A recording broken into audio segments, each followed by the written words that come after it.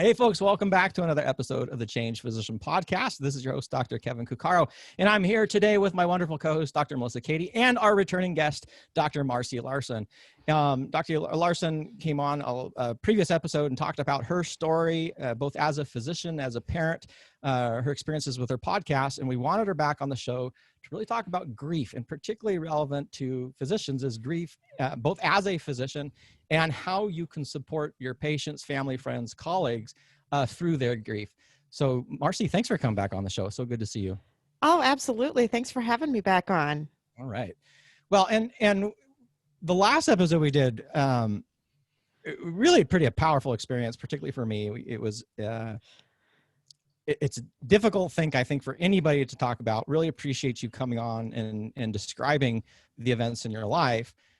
But can you just return us to the point again and tell us about your experiences as a physician and as a parent, and the kind of the background for grief and helping people through grief?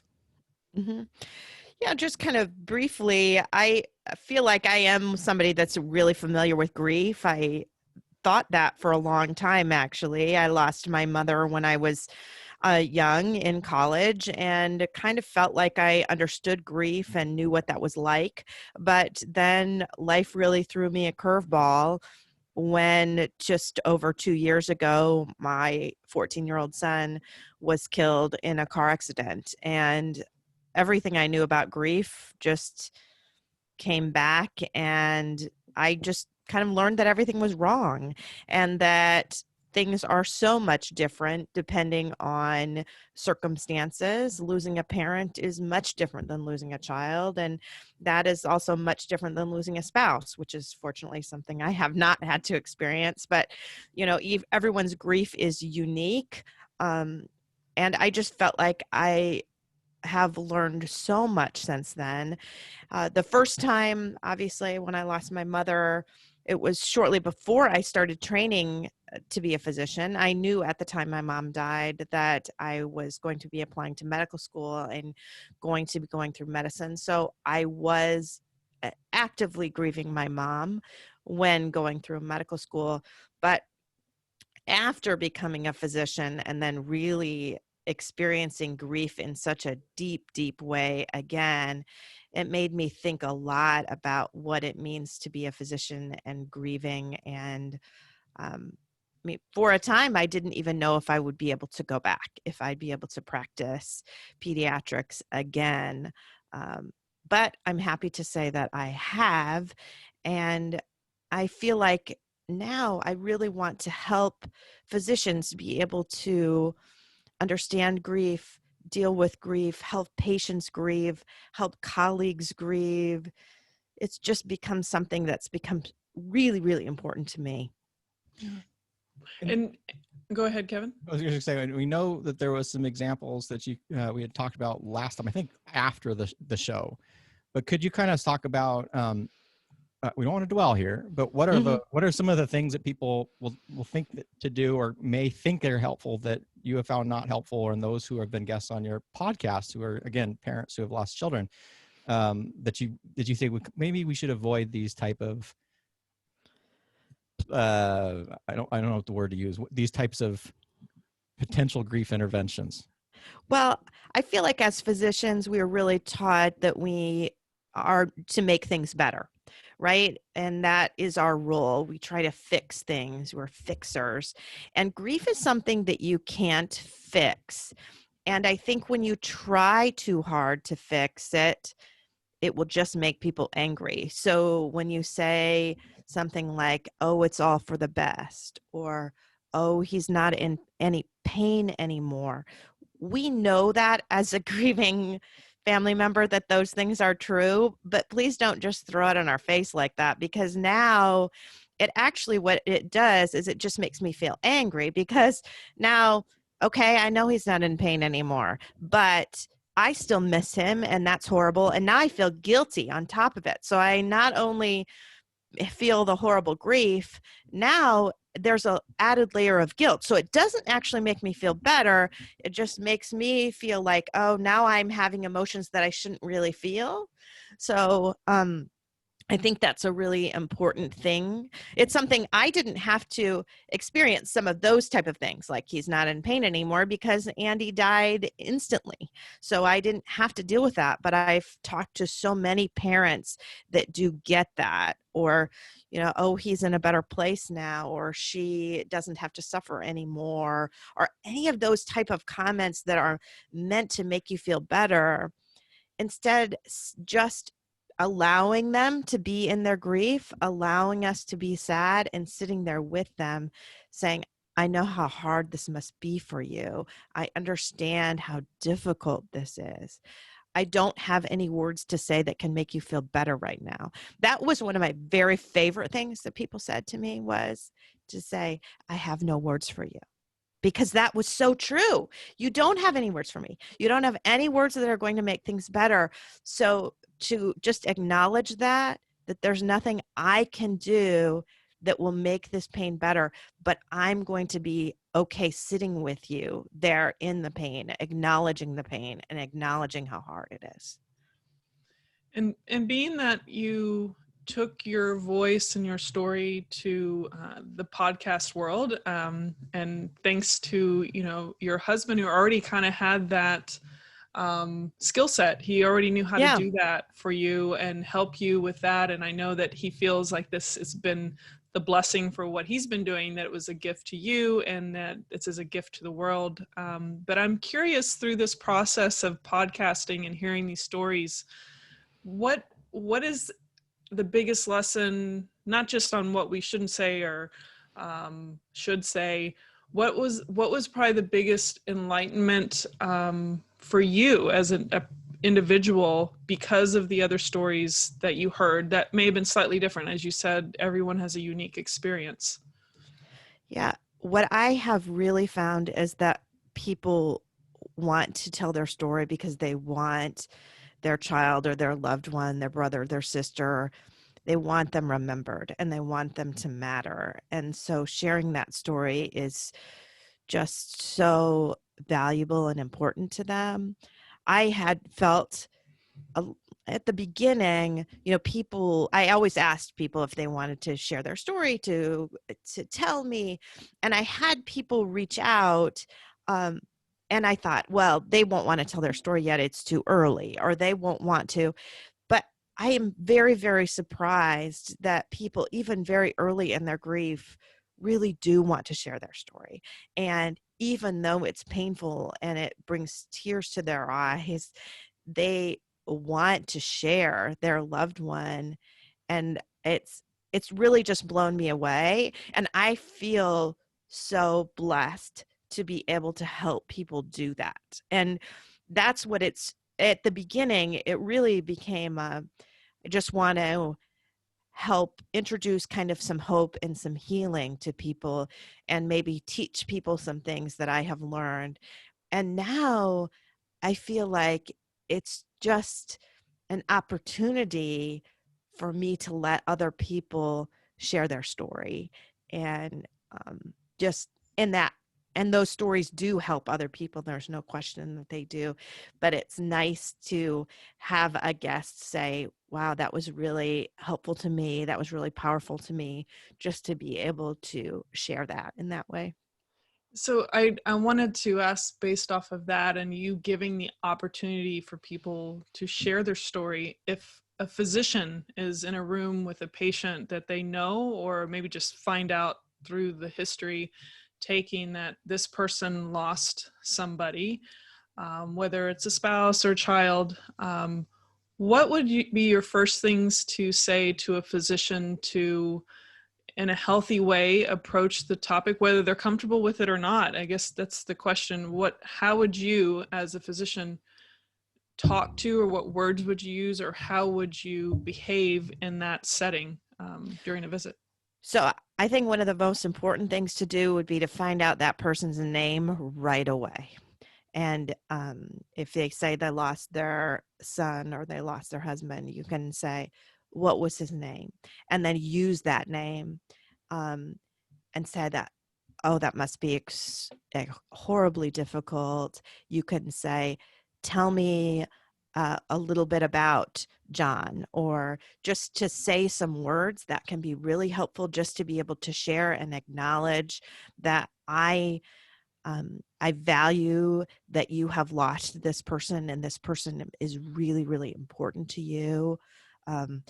Don't just say, "Oh, I'm so sorry," and quickly move on. Pause there for a second. And if it's just so they can hear that name one more time, if it's just those type of things, it's really, really important just to be able to acknowledge their name, hear their name again. Someone recently said to me, "Don't you know that hearing my child's name is like music to my ears?" Because it's music that you don't get to hear anymore. So to be able to do that, I think, is powerful. To ask if there's something specific that you can help them with. But don't just kind of blow it off. And really, if they tear up, I think try to be comfortable with that. I know that it's hard to be comfortable with tears, but don't quickly, "Oh, I'm sorry." I hate that too. When I tear up, when the other person I'm talking to quickly says, "Oh, I'm so sorry." Don't do that. Really don't. Be okay with that. Be okay with it, and try to, even if you don't feel comfortable with it, try to act comfortable with it, because that, you don't want to make them feel guilty on top of it. I think that's just a huge, huge point. So if now they see you're feeling uncomfortable being in this grief place, now they're going to feel guilty. And that's the last thing they need, is to put more pressure on themselves. If you act like you are an okay person to open up to about that, it's going to be so much better, because maybe they are really struggling. Maybe they need to be set up with a counselor. Maybe there is something that you're going to be able to do. And if you don't look uncomfortable with that subject being brought up, they're going to be so much more open to share with you what they need specifically. That's so powerful. And I don't know why it hit me so much, but you were talking about, get their name as fast as possible. Yeah. And at first I was like, I'm not sure what that means. Are you think the name of your patient? Because that would be horrible if you don't know your name of your patient. No, it's the name of the loved one. Yes. Yeah. And then I was thinking about it. I'm like, oh my gosh, what would I do?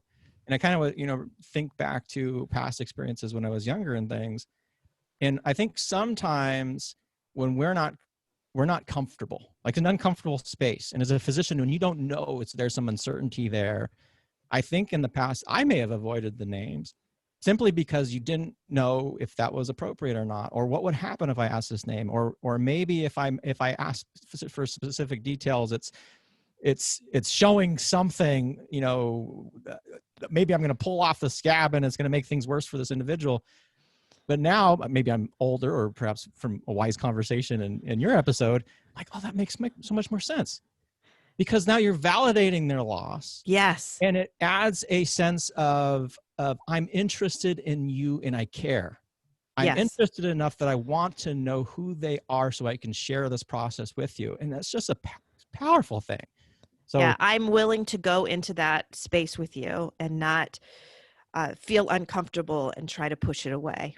Yeah, I just love that. And the other part that I wanted to ask you also is, so if you're asking their name and they're telling you, and now you can engage this conversation, it almost feels like if you don't know what to say, and you previously said, well, I don't have any words for this. What would your reaction be if the physician, maybe younger, older, someone who's just not comfortable, says, you know what, I don't not know what to say. In fact, I'm not even sure how to proceed. I'm kind of I don't know what to do. What I'm trying to say is, if they're being vulnerable, is there not overloading you, because we talked about that, I think, up there. But the fact to say is, I'm not certain how I would respond to this. What can I do? Or what, now I can't even frame it appropriately. But basically, if someone comes in the room, is there something that you can as a physician sort of admit your own vulnerability, that you don't know what to say, and ask them, in that space of, I'm here for you, but I don't know what to say. Mm-hmm. Right.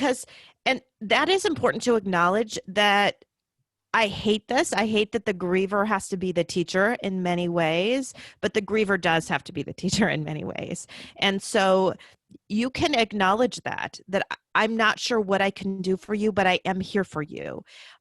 How would you like to go on? Do you want to talk about this some more? Would you like to talk about something else? Because it might be that they're here for an entirely different problem, right? It might have nothing to do with it.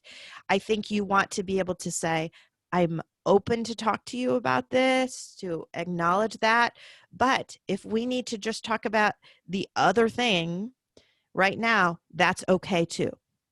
And another thing that I do want to bring up, I had a mom reach out to me a little while ago that they had lost their daughter, and their daughter had complex medical problems. So she always had been very ill. And so she died, I believe she was about 6. And she came to another daughter's well visit that was like 3 years old. And it was maybe 3 or 4 months after the death of their other daughter. And her 3-year-old was having trouble sleeping and had been having trouble sleeping since the death of her sister. Even though her sister had lots of complex issues and they kind of had always known that she was going to die, the 3-year-old was struggling with sleep. And the mom said, I think it's because her sister had died. And her pediatrician said, oh, I thought she'd have been over it by now. Mm. And I think, it just made me cringe, right? And obviously, it was one of those things that she said without thinking. You kind of think maybe that 3-year-olds, these things kind of just bounce off, and she didn't probably have a super close kind of relationship with her sister because her sister had really complex medical needs. But yet, the whole family is still reeling. And so sometimes you need to, I think, pause a little bit before you talk too. So that was something that certainly she said that and shouldn't have said it. But if you do say something particularly kind of dumb like that too, I acknowledge that too. I certainly would hope that if you say something like that, you go, I can't believe I just said that. Of course it would. Or just acknowledging that was something that I said that I shouldn't have said. So instead of sometimes just continuing to go on, my son had his blood drawn once, and it was a few months after his brother died, and the phlebotomist asked how many siblings he had, and Peter just paused and didn't know what to say, and finally said, I have one sister, and he looked like he was about ready to cry, and the phlebotomist said, oh, well, you don't look too happy about that, the fact that he had one sister. And of course, she thought it was a joke because he didn't get along with his sister. And then I said, well, he's like that because his brother died a few months ago in a car accident. And she was, horrified. She had no idea what to say. And instead of saying something intelligent, said, well, you've got to look on the bright side, which was just so stupid, right? I mean, there is no real bright side to having your brother just get killed in front of you in a car accident. And we didn't know what to say, and she didn't know what to say. And so we said nothing the whole rest of the visit. I just was looking at her dumbfounded, and she, I'm sure, thought, wow, that was stupid. But that's the thing too. If you say something stupid, I think acknowledge that it was a bad choice, a bad thing to say. I didn't know what to say, so maybe these wrong words came out. Because I would have appreciated it at that moment had she apologized and said, I don't know why I said that. I mean, and that other mom certainly would have appreciated the pediatrician saying, wow, I shouldn't have said that. That even 3-year-olds can certainly feel that there's something off in the family and can miss her sister. So anyway, those are just a couple little examples of, I think, acknowledging when you kind of mess up too. Yeah. I think it's interesting about having an awareness about our coping mechanisms whenever we feel uncomfortable, Mm-hmm. and how many times it's like almost a knee-jerk reaction. We kind of, out of discomfort, you're trying to placate the situation and realize that you stick your foot in your mouth. I think I would hope that I'd say, I'm sorry, I had no idea, at least something like that. Like, Right. you realize you misinterpreted what The you were witnessing. uncomfortableness. Yeah. Right, Mm-hmm. right. But yeah, I think, you've made some really good points that, to be present, to listen, and to acknowledge, and to not shame them, but also asking them where they want to go with that. If they would like to, basically, what are their needs or desires, and Mm-hmm. leave it up to them. If it's a patient in front of you, or Absolutely. Because it might be, I really can't deal with that right now. And I am wanting to deal with this other thing and I can't, but at least you've acknowledged that I know too, for the future, you're a safe person to go to, right? Today is not the day that I want to deal with that. Today, I am dealing with, I'm coming in for high blood pressure, or I'm coming in for some other check, but I don't want to deal with that today. But I know now that you are a safe person to talk to. right. Mm-hmm. Right. And that can go for all kinds of realms of medicine, whether it's sexual health, whether it's, there's other, or psychological diagnoses. There's things that the way that you say things to your patients, or acting uncomfortable, will make them less likely to open up to you about the truth about what's going on. So it's interesting that there's different kinds of discomforts and pains and stigmas that can impede our abilities to really be helpful Mm-hmm. to our patients.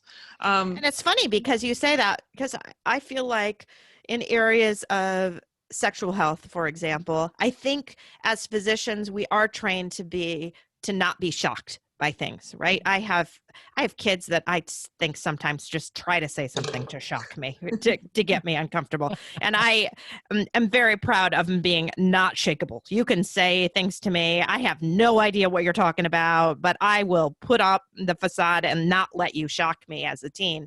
Right. But when it comes to something like grief, I think it's different. I think we don't have that same kind of, I'm not let myself get shocked. It's a different realm. And we let ourselves get overwhelmed with that and just quickly apologize and back off instead of being open to it.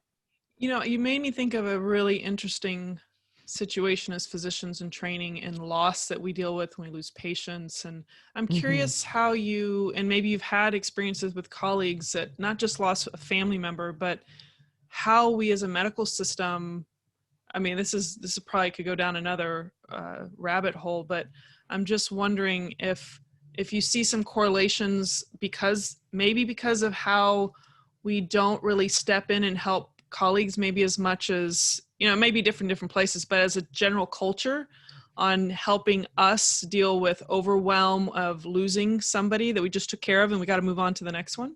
Mm-hmm. Any thoughts? Yeah. I think you're right. I think we don't do a good job with that for sure. And that's why I feel like the newest generation of physicians, I really would like to change that, right? When medical students are in their training or residents are in their training, to kind of talk to them at that point, to be able to not just turn off those emotions, because that's what we're taught to do. We're taught, you be professional, you turn it off. You can't turn it off, because first of all, that's when you end up getting in a bad place yourself, right? If you're forced to turn things off all the time, that's when physicians end up in pain and physicians end up in painful situations. And we have certainly lots of troubles with physicians and suicide when they're not taking care of their own mental health. So I think teaching physicians that they have to turn off their emotions is just not healthy for them. And it's not healthy for our patients, because now we're not a source of comfort. Yeah. Mm-hmm. I think that's powerful. Yeah, and I think that brings up something we talked about the first time is there's this balance between vulnerability, and at the same time as you have to be in a position, particularly as a physician, but as someone who's going to be supportive of someone of grief, where they're not now taking care of you Yes. into your grief. Mm-hmm. And I do think on the physician side, we tend to default to the Stonewall Vulcan, Mm-hmm. I have no emotions anymore. But how have you found, or how have you talked with people to kind of to have that balance where you want to be vulnerable as a physician, you want to be supportive as a physician, but at the same time, you don't want to go step over that door where now you feel like you have to take care of the physician because the physician's losing it in the process. Mm-hmm. Well, and that's why I ended up having to be on leave for a very long time, right? I had to take a prolonged leave of absence because I wasn't in a place where emotionally I could care for others. And I didn't want, at the beginning, when I tried to go back, I was crying between every patient. You can't do that. You can't do that and care for patients well when you're barely hanging on yourself. So that's where it took me a long time to feel like I was strong enough that I'm going in and I'm giving care now again. I'm giving care and not needing care. I certainly appreciate when my families acknowledge my loss, when they give me a card, when they give something. I appreciate that. But at the beginning, I couldn't actually even function properly because I needed too much care. So, and that was what I chose to do, is I chose to just step away really until I could be strong enough. But yes, and your other point is, now when you are dealing with loss and dealing with a family who's lost, you do have to acknowledge their loss is certainly much greater than your loss. And you do need to be the one to support them. It's just, you can't be just a brick wall. You have to show some emotion, but not be a puddle, really, that they feel like they have to care for. Because that is difficult too. And I experienced that a little bit, where I felt like, you need to take care of me now. I can't take care of you. When other colleagues were supporting me right after Andy's death, they needed to still be the ones to offer support. And so they better be strong enough to be able to give that. Because sometimes it's just a little too close to home. I went to my doctor shortly after Andy died, and her nurse had lost her son as a teen in a car accident. And for a bit, she couldn't take care of me, right? She put me back the first time, but then when it came back to give me some more information after the doctor was done, a different nurse had to do that, because I think she felt like it just was too close to home for her. So she couldn't care for me in the way that I needed, because it was going to expose her vulnerability a little bit too much. But honestly, by the time I came in later, she saw me on the schedule, and she bought a little glass heart for me to hang up in my office to remind me of Andy. And so once she had a little time, I think, to prep and to prepare for me coming in, and felt like she could offer me some strength, then she really did. And it was actually very comforting to me. I really enjoyed seeing her more than I enjoyed seeing another nurse, because I felt like she could understand me and give me some support. But when she was in a place where she couldn't, that was too much, right? Not too long ago, I had on my schedule very, very suddenly went up. It was just on the schedule as recheck hospitalization. Well, I learned right before I was going to walk in that it was a teen who had just survived a car accident. But I didn't know until right before I was supposed to walk in the door. Well, I couldn't do it. I absolutely could not do that. It was too close to home for me because, of course, my son had been killed in a car accident. So he never got to have that visit to recheck him after his prolonged hospitalization for a car accident. So that I had to have a different one of my partners go in and do that because I didn't have the strength to support that family through that at that moment. Interestingly, I think had I had a little more time to prep for it, I may have been able to do it fine. I mean, maybe not. It's hard to know. But at that moment, when it was just thrust on me, it was too much. I knew it was too much. And so I asked for help, and I asked for someone else to do it for me. So I think it's important to know what your limitations are, to know when it's too much, and to ask for help when it's too much. Again, so many powerful things I got out of this. So action points that I think are really important, and Marcy, please obviously tell me if I got these wrong, is the first one is if you're in the process of encountering a patient, client, or whoever, family or friend, and they've lost someone, that asking the name. Who is it? If you don't know what the name, figure out the name, ask them what the name is. That's okay. And it gives, there's some. And use their name in conversation. Not, I'm sorry you lost your daughter. I'm sorry about the loss of Jennifer. That must be really challenging. It must be really horrible for you.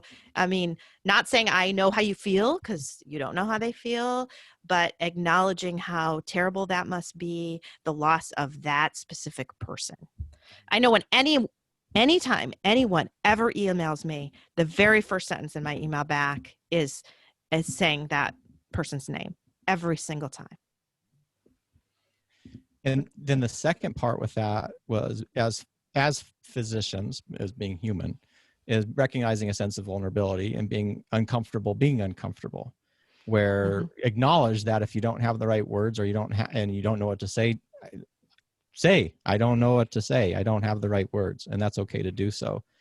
And then the last, really big takeaway that I got out of this is, and I think, again, as physicians, we're not very good at this, is ask for help. If we're in a situation where, like if you were talking about where it's too close to a personal loss, where we haven't had the ability to recover, kind of go through and figure out how we would process that, to ask our colleagues for help. And hopefully you're in an environment where your colleagues will recognize that that's okay, that it's okay to ask for help. That's a whole, that's a whole other, I'm just thinking about it. I'm looking at how the medical system sits up. We have absolutely no capacity in most of these departments. I'm reminded of that picture of the ER doctor, and I think it was in New York, they showed him in the parking lot, or her in the parking lot, I can't remember, after they had lost a patient.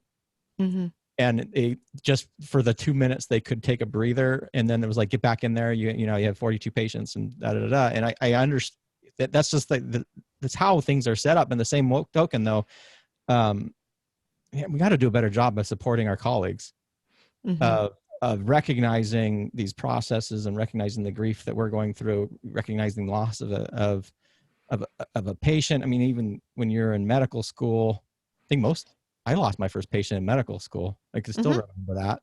Oh, sure. And then as you kind of evolve through this, and we just need to do a better job. So thank you for coming on the show. I think you're definitely right. And that image of that ER doc that needs to go back in, we understand that that's reality, but I hope that isn't always the exact reality, right? That's what we need to be able to change a little bit, is that kind of understanding and being able to talk to somebody for a few minutes. It's getting some support. When you go back in, you get a little bit of help for a little while. Just people understanding that you're not a robot, and we can't be robots. I don't know. I think about the physicians. The role of the physician is always like this fixer. And then the role of a nurse oftentimes is much more of giving more emotional support. Like nurses can do that, and then physicians can't. Well, that's ridiculous. It really is ridiculous that we can't give some emotional support too. I totally agree. I think everything that you've been saying today is a reminder of personalizing, like when you say the name, and in essence, humanizing the experience. And we need to do a better job at acknowledging that component of physicians that seems to have been stripped away by the very nature of our training program in the system. And I think our patients, our patients will only benefit from us changing that as best we can. Of course, we're still dealing with the same system, but I wanted to remind people that, the work that you're doing at andysmom.com and the podcast is losing a child, always Andy's mom. That people can, just go to andysmom.com and find that podcast. And it's, I think, a reminder of the need to listen and tell stories and understand the plight that people have in front of you and acknowledge it and ask them where they want to go with that, and just being there for them, and not necessarily being a fixer, but perhaps being more of someone who walks in that journey with them if they want that, and be a healer or a teacher or whatever role you need to play, but not necessarily be a fixer. And just even being able to sit with them for just a few minutes in that moment, in the grief, is a lot. I certainly am happy to talk with anyone who wants to. I do feel very passionate about trying to help medicine in this way. So again, you can get a hold of me at Marcy, MARCY, at andysmom.com. And I'm happy to speak to individuals or groups or anything like that. Awesome. Kevin, any last questions, or are we good to close out? Well, there's so many more questions to have, but Marcy, thank you so much. I mean, I've learned a lot from this. I have some really strong takeaways and just some insights that you gave, just really profound insights. So thank you so much for that. And absolutely. Really, really appreciate your journey and appreciate what you've taken and done. It's just amazing, and I really appreciate the time you're spending with us today. Oh, thank you so much. And before we head out, just one last thought, because it just came to my mind right now, is that I've realized in difficult situations when it's hard to find the right words, that sometimes just your nonverbal communication and looking at them with concern and maybe placing your hand on their hand, depending on how they're receiving you, has been my go-to for, I just realized in ICU, I've withdrawn care several times on patients. And when I didn't have the words, I just either held their hand or placed my hand on their shoulder and just be with them. And that was the only way that I knew how. So you just reminded me of that. Just being present in the moment. That's right. Well, thank you for being present with us today. And for those of you listening out there, this is The Change Physician. I am your host, Dr. Melissa Katie, with my co-host, Dr. Kevin Cuccaro, and our wonderful returning guest, Dr. Marcy Larson. We'll see you next time.